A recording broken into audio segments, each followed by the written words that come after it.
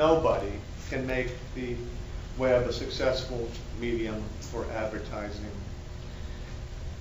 Period. Randy, sorry, period. On the contrary, the internet and the rest of the digital revolution are precisely the forces killing your industry dead, dead, dead. Specifically, they have decoupled the priceless symbiosis of media and advertising. For 400 years, the mass media yin and the mass advertising yang have been mutually sustaining. But along comes the internet, and with it a new kind of audience fragmentation. Meanwhile, digital tools gave Joe Laptop access to production and distribution hitherto enjoyed only by the media titans, creating a vast pool of online content that cost nothing to create and nothing to view, and thus the elements of the universe went flying apart, never to be rejoined. Fragmented audiences, you know what, I want to just tell you something interesting. I'm going to take 30 seconds of my time to tell you that I've been doing these crappy PowerPoint presentations now for, I don't know, 5 or 6 years, and never until now saw my notes on the computer screen while only the slide was showing here, which is why I'm the only jerk in North America who carries a paper script with him. So now I'm bewitched with the idea that the notes are right here. But wait, there's more, because now I've gotten to the point where the notes have gone down beyond the screen, and I'm afraid to scroll down for fear of going to the next slide. I gave up on the paper script now 50 seconds ago, and now, like all of you in your careers, I am completely screwed.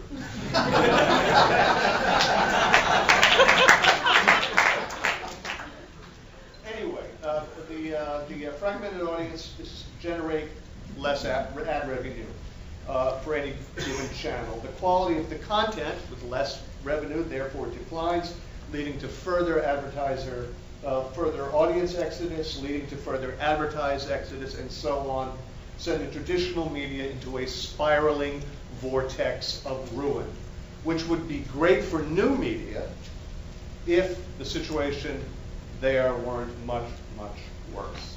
And if you happen to think I'm just some sort of stereotypical media yin, you know,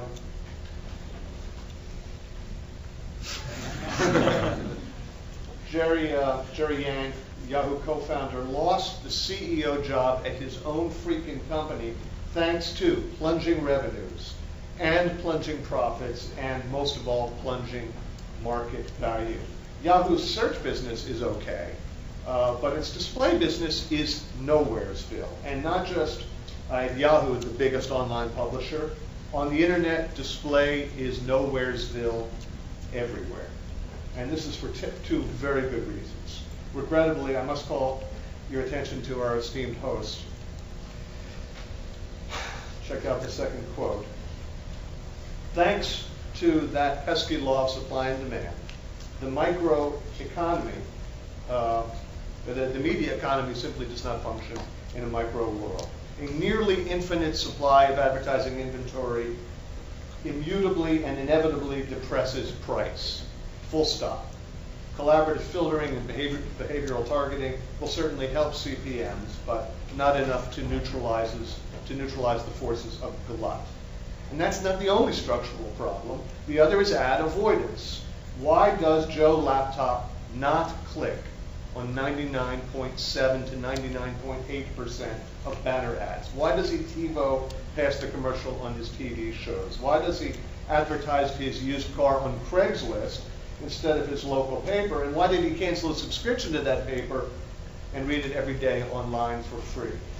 Duh.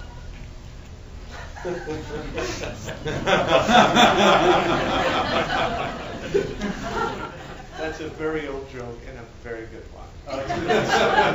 To the consumer, all advertising is spam. All advertising is a call from a telemarketer during dinner hour. You know, we've had to put up with it for all of our lives, not because we love it, or even because we've necessarily accepted the quid pro quo of ads in exchange for free or subsidized content, but simply because it was difficult to avoid. Well, now it's easy to avoid. I mean, I promise you, that 0.2 or 0.3% of click-throughs on banner ads, were either mouse-related accidents or fraud. So, not to put too fine a point on it, as I earlier suggested, the shakedown is in progress, beginning with newspapers and magazines, very soon to include major television networks, which is tragic for many reasons, not the least of which is, no more, forget it, new episodes of 24.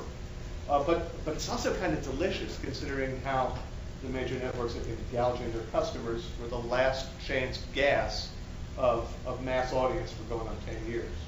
Anyway, then it'll come some equilibrium, in which the survivors profit for a while, and then full-on apocalypse. Or, put another way, the chaos scenario. See how dejected and even suicidal that poor fellow looks? Don't be like him. Try to look at the bright side, and here I'm going to sort of get to the brief. The bright side, whole industry is disappearing from the face of the earth, including, yours. See, while everyone in the media business is on a collision course with homelessness, marketers are very well positioned.